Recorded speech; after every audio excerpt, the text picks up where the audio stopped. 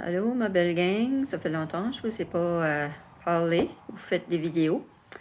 Euh, il y a juste quelque chose que j'aurais aimé de partager aujourd'hui. Mindez-moi pas, la face est toute rouge, j'ai joué au pickleball tantôt puis j'ai eu chaud. C'est pas grave, c'est pas la fin du monde.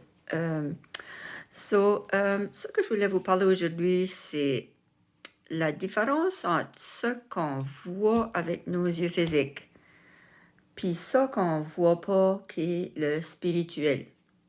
Puis, parce que je fais beaucoup d'études dans le livre de A Course in Miracles, ça parle beaucoup de Dieu. So, vous allez voir que je vais parler beaucoup de Dieu parce que c'est important qu'on soit capable de connecter avec notre Créateur.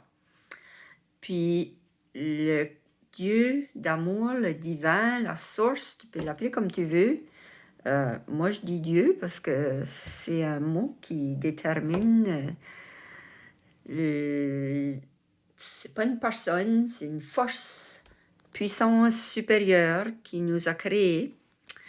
Puis, moi, je crois toutes ces choses-là. C'est pour ça que je parle de ça à vous autres.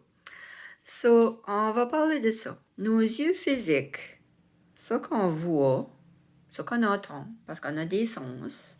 On voit, on entend, on sent, on ressent, on goûte. Ça, c'est nos sens. Ça vient de notre cerveau. Puis, il y a tout se passe là dans le cerveau. Comme on a notre corps, puis on a tout comme des centres d'énergie, puis tout ça, là, c'est compliqué. Mais nos yeux physiques voient une vie. C'est comme une vie sans raison. Parce que il y a beaucoup de souffrance, il y a beaucoup de peur, il y a beaucoup d'inquiétude. Je sais que c'est pas tout ce qu'on voit dans la vie, là. Il y a des belles choses, puis il y a beaucoup d'amour, puis on est entouré de monde qui nous aime, puis qu'on les aime aussi. Mais il y a beaucoup de choses qu'on reste stock dessus. Puis ça qu'on reste stock dessus, mais c'est ça qui nous cause qu'on n'est pas capable de s'ouvrir à la vie, parce que c'est comme, il y a une belle vie, là. Ça qu'on voit dans notre physique, dans notre vie, ici, sur la Terre, ça a beaucoup d'affaires avec nos croyances. Puis je parle de ça souvent. On a des fausses croyances. On a des croyances qui nous limitent. Puis on reste stock là-dessus, ces croyances-là. Puis on met beaucoup d'importance. Parce qu'on croit que c'est ça qui est réel, puis on croit que c'est ça qui est la vie. Puis c'est comme si on ne peut pas dépasser ça pour voir que ça qu'on voit pas, c'est 98%, puis ça qu'on voit, c'est comme 2%. Je sais pas ce qu'il est exact, là, mais c'est gros de même. Puis ces croyances-là, c'est juste des choses qu'on a appris des personnes qui étaient dans notre passé. C'était dans le passé, on a appris des choses, c'est nos parents, les étudiants, la religion, toutes ces choses-là, on a été appris des choses, puis on a vu ça de nos ancêtres qui faisaient ça d'une manière, ils ont passé ça à leurs enfants, les enfants passent ça à leurs enfants, les enfants passent ça à leurs enfants, ça vient de loin. On a toutes ces choses-là. Je sais que je parle souvent de la même chose, là, mais des fois, il y a du monde qui ne voit pas les vidéos, whatever. On continue. On leur donne beaucoup de pouvoir à ces croyances-là. Puis ça nous limite, parce que ça nous bloque. Puis on croit tout que c'est vrai. Ben, au fond, la vraie vie, c'est celle qu'on ne voit pas. C'est quoi ça? C'est ça j'aimerais vous parler de. Qu'est-ce que c'est qu'on voit pas? Ça qu'on voit pas, là, ben c'est ça qui est la vérité. C'est la puissance supérieure, c'est un Dieu créateur, puis il nous a créés à son image. C'est pas n'importe quoi, là. Puis qu'est-ce que ça veut dire, son image? Dieu nous a créés à son image. Ça veut dire qu'on a en nous, on a dans nous autres une étincelle de ses qualités. ses qualités, c'est que c'est un créateur, so on a le pouvoir de créer. C'est un amour total, so on a le pouvoir d'aimer totalement. C'est de la compassion. Dieu créateur, c'est comme un parent. C'est comme un père qui est force, puis qui est là, puis qui nous aide, puis qui nous supporte, puis qui nous montre les bonnes choses. C'est la mère qui est tendresse, qui est amour, il y a tellement d'amour, le Dieu créateur, pour ses enfants. On est tous ses enfants, puis on est tous égaux, puis on porte tout ça, mais on oublie, puis on fait des erreurs, puis on croit on a tous fait des gros péchés, puis qu'on ne sera jamais pardonné pour ça, parce que ce qu'on a fait, c'était tellement grave, puis là, on ne peut plus s'ouvrir à l'amour de Dieu parce qu'on croit qu'on ne le déserve pas. So, Dieu, c'est compassion. Puis, compassion, Dieu a compassion pour nous autres, ses enfants. Il nous a créés, il nous aime. C'est comme si qu'il s'aimait lui-même. So, c'est tellement grand qu'on peut même pas essayer de s'imaginer ce que c'est ça, là. Dieu, c'est la confiance, c'est la foi. Quand on peut avoir la confiance et la foi dans ça, ça nous libère. Ça nous donne la liberté de comprendre que j'ai appris dans le livre que je suis en train de travailler dedans que Dieu, comment c'est écrit? C'est pour dire qu'il va pas nous pardonner. Puis c'était comme, quoi? Dieu va pas me pardonner? Puis là, après ça, c'était écrit, il peut pas me pardonner parce qu'il m'a jamais condamné. Il regarde pas nos erreurs. So, le matin, quand tu te lèves, là, tu es sur un clean slate. Là. Tu starts ta journée à nu, tu es fresh, tu fais partie de ce grand tout-là, de ce grand plan-là, puis tu starts ta nu. Puis, il n'y a pas besoin de te juger parce qu'il ne te condamne pas. Dieu, c'est la compassion. C'est un parent qui il va pardonner à son enfant si il fait quelque chose. Nous autres, on pardonne ici parce qu'on n'est pas en cette grandeur-là, mais la grandeur de la puissance supérieure de Dieu, de la source, c'est tellement grand qu'on ne peut même pas commencer de s'imaginer un petit peu comment grand que c'est. So, son image, c'est d'être libre. Il nous a laissé libres. On a un libre arbitre. Ça veut dire c'est un free will. On a un free will. Ça veut dire que si je choisis de ne pas croire ça, il ne va pas s'imposer. Il va attendre pour nous autres, patiemment, parce que c'est la patience, c'est la confiance, il nous donne le choix. Dieu, c'est la vérité, c'est la sagesse, c'est le courage, c'est la joie, je peux nommer toutes ces choses-là. C'est ça qui est Dieu. Puis, ça, c'est dans notre cœur, c'est dans notre DNA, c'est dans notre être. On est une petite étincelle de Dieu qui veut juste s'ouvrir, puis s'illuminer, puis donner ça aux autres. Excusez-moi. Si on est toutes ces choses-là, pourquoi est-ce qu'on a peur, puis pourquoi est-ce qu'on doute, puis pourquoi est-ce qu'on pense qu'on sait tout, sans demander de l'aide, on veut tout contrôler, on croit qu'on voit ici, que c'est tout, puis qu'il n'y a rien d'autre que ça, mais vous ne pouvez pas me faire croire que vous n'avez jamais ressenti d'autre chose que ce qui est ici, là. Comme c'est tellement grand que je sais que la science va dire, ben, ça n'existe pas des miracles, puis ça n'existe pas, puis puis c'est pas prouvé, puis Dieu, il faut que ça s'aille toucher, puis c'est correct, la science a fait ce qu'elle a à faire.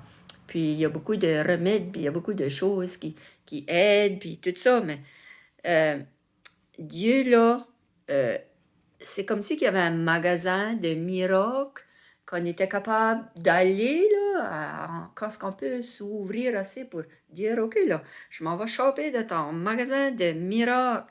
Puis aujourd'hui, moi, j'aimerais avoir le miracle de ta.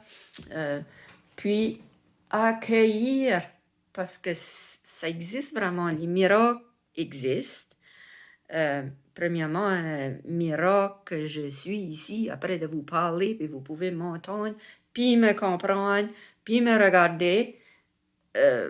Faisez-moi pas croire, vous pensez pas que ça c'est des miracles. Tout est miracle. Un bébé qui pousse dans le ventre d'une femme, puis qui vient au monde, puis qui devient un enfant, puis qui grandit, puis un adolescent, puis un adulte, puis qui devient autonome, puis et la vie continue, puis que je suis capable de prendre un souffle sans être obligé de dire « Ah, oublie pas de souffler mes poumons, là, puis mon cœur, oublie pas de battre, là. » Puis c'est comme, c'est tout miraculeux, c'est... Notre corps, il y a comme des trillions de je sais pas comment de cellules, puis c'est tout connecté, puis c'est les organes, puis ça travaille, puis le rein, il filtre le sang, puis le foie, il nettoie tout ça. C'est comme... Moi, c'est comme ça, là, ça m'émerveille. So, pourquoi est-ce qu'on est tant dans la peur, puis dans le doute, puis qu'on pense qu'on sait tout, puis qu'on veut tout contrôler?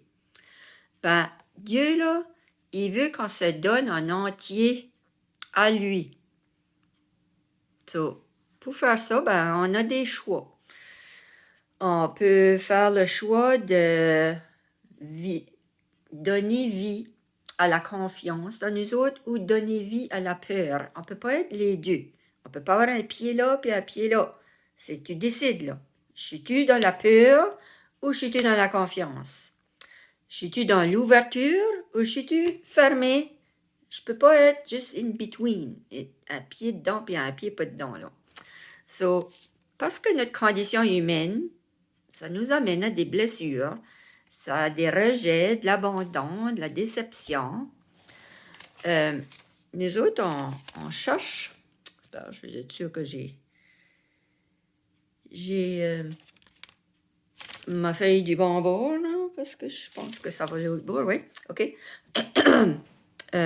Dieu, il veut qu'on se donne.